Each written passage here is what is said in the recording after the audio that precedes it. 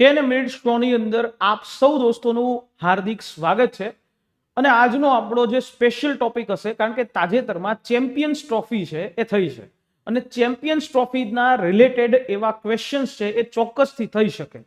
તો એના રિલેટેડ જે છે આપણે ક્વેશ્ચન અને ચેમ્પિયન્સ ટ્રોફી જેમાં ભારત છે એ ચેમ્પિયન બન્યું છે ન્યુઝીલેન્ડને હરાવીને, તો એના રિલેટેડ જે આખી સિરીઝને રિલેટેડ જે કેટલાક ક્વેશ્ચન્સ છે એ થઈ શકે એની ઉપર આપણો એક નાનકડો આ 10 મિનિટ શો. તો સૌથી પહેલો જે ક્વેશ્ચન છે કે કયો દેશ છે એ દેશે આઈસીસી ચેમ્પિયન્સ ટ્રોફી 2025 છે એનું આયોજન કર્યું હતું. તો આયોજન કરવા વાળો દેશ હતો પાકિસ્તાન. પાકિસ્તાન હતો કે એને આ ચેમ્પિયન્સ ટ્રોફી છે એનું એને આયોજન કર્યું હતું. ઓકે, આઈસીસી ચેમ્પિયન્સ ટ્રોફી 2025માં ભારતે એની મેચ છે એ ક્યાં રમી? ભારત જે છે એને પાકિસ્તાન જવાની ના પાડી દીધી, કારણ કે સિક્યુરિટી રીઝન આવે. એટલે ભારતે આ મેચ છે પોતાની એ બધી મેચ ક્યાં રમી? યુએઈ ની અંદર રમી, દુબઈની અંદર રમી. ઓકે, આઈસીસી ચેમ્પિયન્સ ટ્રોફી છે એ કયા ફોર્મેટને અનુસરે છે? તો આઈસીસી ની જે ચેમ્પિયન્સ ટ્રોફી છે એ કયા ફોર્મેટમાં હોય? T20માં નથી ભાઈ, આ ટેસ્ટ ફોર્મેટમાં નથી. આ જે છે ને એ ઓડીઆઈ ફોર્મેટ છે, એટલે કે 50 ઓવરનું, બરાબર છે. એ 50 ઓવરનું આખું આ ફોર્મેટ છે, એટલે ઓડીઆઈ ફોર્મેટને અનુસરે છે આઈસીસી ની ચેમ્પિયન્સ ટ્રોફી. બરાબર. આઈસીસી ચેમ્પિયન્સ ટ્રોફી 2025માં કેટલી ટીમોએ ભાગ લીધો હતો? કેટલી ટીમો હતી કે જેણે આ આઈસીસી ની ચેમ્પિયન્સ ટ્રોફી છે એની અંદર ભાગ લીધો છે? તો ટોટલ જે છે એ 8 ટીમો હતી, 8 દેશોની ટીમો હતી કે જેણે ભાગ લીધો હતો. ભારત હતું, ન્યુઝીલેન્ડ હતું, પાકિસ્તાન હતું, સાઉથ આફ્રિકા હતું, બરાબર. અલગ અલગ જે છે એ 8 ટીમો હતી જેણે ભાગ એ લીધો હતો. આઈસીસી ચેમ્પિયન્સ ટ્રોફી 2017 છે એ કોણ જીત્યું હતું? જો આવી રીતે ક્વેશ્ચન થઈ શકે. આઈસીસી ચેમ્પિયન્સ ટ્રોફી 2017 પાકિસ્તાન જીત્યું હતું. શું કામ આ રીતે પ્રશ્ન થાય? કારણ કે પાકિસ્તાન છે એની અંદર યજમાની થઈ હતી. તો 2017ની જે ટ્રોફી હતી ત્યારે એ આઈસીસી ની એ ચેમ્પિયન્સ ટ્રોફી પાકિસ્તાન જીત્યું હતું. ગ્રુપ બી છે એ ગ્રુપ એ અને ગ્રુપ બી એવા બે અલગ અલગ ગ્રુપ છે એ બનાવ્યા હતા. તો જે ગ્રુપ બી છે એમાં કઈ કઈ ટીમ એ પોઈન્ટ વગર બહાર થઈ ગઈ હતી? ગ્રુપ બી ની અંદર આઈસીસી ચેમ્પિયન્સ ટ્રોફીમાં આ વખતે ગ્રુપ બી માં કઈ ટીમ હતી કે કઈ ટીમ કોઈ પણ પ્રકારના પોઈન્ટ વગર એ બહાર એ થઈ ગઈ હતી? તો એ ઇંગ્લેન્ડ. પણ આ વખતે ઇંગ્લેન્ડનું ખૂબ જ ખરાબ પ્રદર્શન રહ્યું. ઇંગ્લેન્ડ જે છે એની એક પણ પ્રકારના પોઈન્ટ વગર આ આખી ટીમ છે એ બહાર થઈ ગઈ. ઓકે, આઈસીસી ચેમ્પિયન્સ ટ્રોફી છે એના ઇતિહાસમાં સૌથી વધારે વિકેટ લેવાનો રેકોર્ડ એ કોના નામે છે? કયા વ્યક્તિના નામે સૌથી વધારે વિકેટ લેવાનો રેકોર્ડ છે? તો સૌથી વધારે વિકેટ લેવાનો રેકોર્ડ જો કોઈની પાસે હોય તો એ છે કાયલ મિલ્સ. બરાબર. સૌથી વધારે આઈસીસી ની અંદર સૌથી વધારે વિકેટ કાયલ મિલ્સ છે એને લીધો છે. જો આ પ્રકારના જે ક્વેશ્ચન છે એ તમને તાજેતરની કોઈ પણ પરીક્ષાઓ હશે એ બધી જ પરીક્ષાઓની અંદર કામ લાગશે. આગળ વધીએ. Next question. ICC champions trophy 2025 ની ફાઇનલ ક્યાં યોજાઈ હતી? તો આપણે બધાએ જોયું કે ફાઇનલ છે એ દુબઈ ખાતે જ યોજાઈ હતી. જો એ બીજી કોઈ ટીમ હોત તો પાકિસ્તાનમાં યોજાત, પણ આ ટ્રોફીની જે આ વસ્તુ છે એ ફાઇનલમાં થઈ. બરાબર છે, ફાઇનલ દુબઈમાં થઈ. આઈસીસી ચેમ્પિયન્સ ટ્રોફી 2025 ની સેમીફાઇનલમાં કઈ કઈ ટીમો રમી હતી? સેમીફાઇનલની અંદર કઈ કઈ ટીમો હતી? તો સેમીફાઇનલ છે એ સેમીફાઇનલમાં તમે ગેસ કરી શકો, ભારત વર્સિસ ઓસ્ટ્રેલિયા અને ન્યુઝીલેન્ડ વર્સિસ દક્ષિણ આફ્રિકા. દક્ષિણ આફ્રિકાને હરાવીને ન્યુઝીલેન્ડ ફાઇનલમાં આવ્યું અને ઓસ્ટ્રેલિયાને હરાવી અને ભારત છે એ ફાઇનલમાં આવ્યું. ઓકે, આઈસીસી ચેમ્પિયન્સ ટ્રોફી કોણ જીત્યું 2025 ની? ઓબ્વિયસલી વાત છે ભારત જ આ ચેમ્પિયન્સ ટ્રોફી જીત્યું. ઓકે, એના પછી કયા એઆઈ ચેટબોટે ભારત આઈસીસી ચેમ્પિયન્સ ટ્રોફી 2025 ની ફાઇનલમાં સંભવિત વિજેતા તરીકે ભારતની ટીમની આગાહી કરી હતી? બહુ જબરજસ્ત છે, એ બિગ બઝ થયું હતું, ખૂબ મોટું જે છે એ હો હલ્લા થયો હતો કે આ ચેટબોટે પહેલાથી જ ભવિષ્યવાણી કરી દીધી. અને આ ભવિષ્યવાણી કરી હતી ચેટબોટ જીપીટી અને ગૂગલ જેમિની બેએ કરી હતી. એટલે તમારો જવાબ સાચો થાય એ અને બી બંને એ જે છે આવી આગાહી છે એ કરી હતી. બરાબર દોસ્તો. પણ દોસ્તો જે છે એ આની અંદર વાત કરીએ હજી આગળ તો ઘણી બધી વસ્તુઓ છે. બરાબર છે. ઓસ્ટ્રેલિયા સામેની જે સેમીફાઇનલ છે એમાં ભારતને કોણે જીત અપાવી હતી? ઓસ્ટ્રેલિયા સામેની સેમીફાઇનલમાં ભારતને કોણે જીત અપાવી? તો કે ત્યારે જો કોઈ હાર્યો હોય તો અહીંયા બધા હૈલા હતા, રોહિત શર્મા, વિરાટ કોહલી, શુભમન ગિલ, બધા. એટલે અહીંયા જવાબ આવે તમારો ડી, કારણ કે પ્રશ્ન છે કે સેમીફાઇનલમાં ભારતને કોણે જીત અપાવી, કોઈ એક ખેલાડી નહોતો, બધા જ ખેલાડીઓ હતા, એટલે ડી જવાબ તમારો સાચો પડે. ઓકે, ગ્રુપ સ્ટેજની અંદર ભારત અને ન્યુઝીલેન્ડ વચ્ચેની મેચનું પરિણામ શું આવ્યું? તો કે ભાઈ આમાં ગ્રુપ સ્ટેજની જે મેચ હતી ભારત અને ન્યુઝીલેન્ડમાં, ભારત છે ને એ ત્યારે 44 રને જીત્યું હતું ન્યુઝીલેન્ડ વાળી સાથે, બરાબર.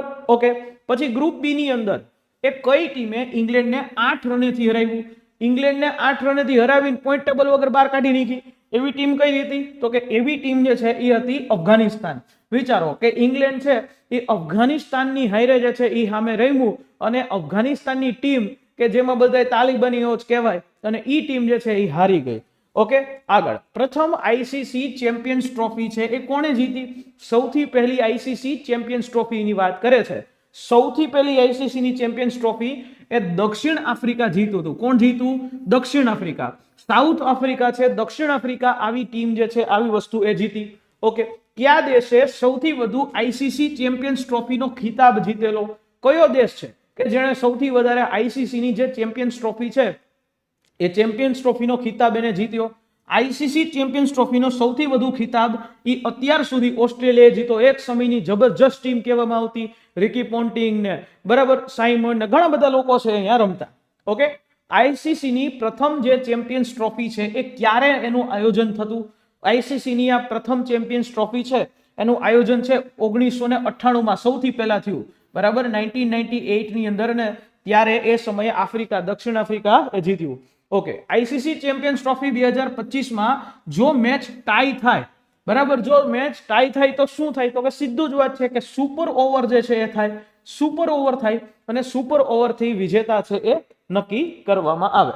ઓકે, ટુર્નામેન્ટમાં ભારતની સફળતા માટે કયા ભારતીય ખેલાડીઓ છે એ ચાવીરૂપ હતા? એટલે આઈસીસી ની આ જે ટુર્નામેન્ટ છે એમાં કયા એવા ખેલાડીઓ આવ્યા અને ઈ ખેલાડીઓ છે એ ચાવીરૂપ સફળતારૂપ થયા?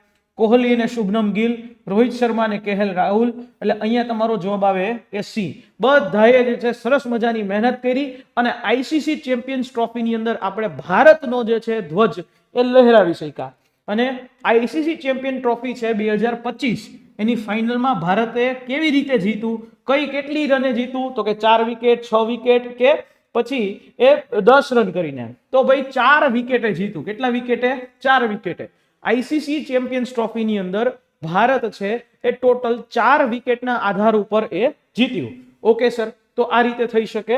એ 20 પ્રશ્નો છે જે તમારા માટે આ 10 મિનિટ શોની અંદર કાઢ્યા, પણ એક નાનકડી હાઇલાઇટ્સ છે જે તમારી આવનારી બધી જ પરીક્ષાઓની અંદર કામ આવે એ રીતે લઈ લઈએ કે આઈસીસી ની જે આ ચેમ્પિયન્સ ટ્રોફી છે એનો યજમાન કરનારો દેશ હતો એ પાકિસ્તાન. ભારતે યુએઈ ની અંદર આ બધી મેચો રમી સિક્યોરિટી રીઝનથી. ફોર્મેટ ઓડીઆઈ કહેવાય, વન ડે ઇન્ટરનેશનલ કહેવાય. ઓડીઆઈ એટલે વન ડે ઇન્ટરનેશનલ. 8 ટીમોએ આ ચેમ્પિયન્સ ટ્રોફીની અંદર ભાગ લીધો. છેલ્લે એની ફાઇનલ એ દુબઈ ઇન્ટરનેશનલ સ્ટેડિયમની અંદર રમવામાં આવી. જો એની મુખ્ય ફાઇનલ મેચો છે તો ફાઇનલ મેચો ભારત વર્સિસ ન્યુઝીલેન્ડ એ રમી, અને જેની અંદર ન્યુઝીલેન્ડને ભારતે એ 4 વિકેટે એ પરાજય આપી દીધો. ન્યુઝીલેન્ડે 50 ઓવરની અંદર 251 રન કર્યા હતા, જેની અંદર ડેરિલ મિશેલ છે એના 63 રન હતા, અને માઇકલ બ્રેસવેલને 53 રન અણનમ જે છે કર્યા હતા. ભારતની અંદર રોહિત શર્મા છે એને 76 રન બનાવ્યા. શ્રેયસ અય્યર અને કેએલ રાહુલ છે એને છેલ્લે ટુર્નામેન્ટ છે એ એન્ડ કરવામાં બાકી રાખી. 1 ઓવર બાકી હતી અને આખો એનો ટાર્ગેટ એ પૂરો કરી દીધો. સેમીફાઇનલ થયો ઇન્ડિયા વર્સિસ ઓસ્ટ્રેલિયા અને ન્યુઝીલેન્ડ વર્સિસ દક્ષિણ આફ્રિકા. ફાઇનલમાં પહોંચવા માટે ભારત ટાઇટલ જીતી લીધું અને ન્યુઝીલેન્ડે પણ ટાઇટલ જીતી લીધું સેમીફાઇનલ.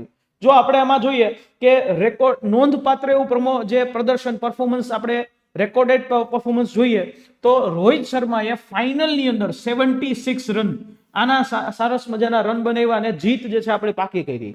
શ્રેયસ અય્યર અને કેએલ રાહુલનો પણ યોગદાન જબરજસ્ત છે. વરુણ ચક્રવર્તી અને કુલદીપ યાદવ દરેકે ફાઇનલની અંદર આ બે ફાઇનલમાં 2 વિકેટ લીધી, એટલે ઈ સૌથી મોટું યોગદાન.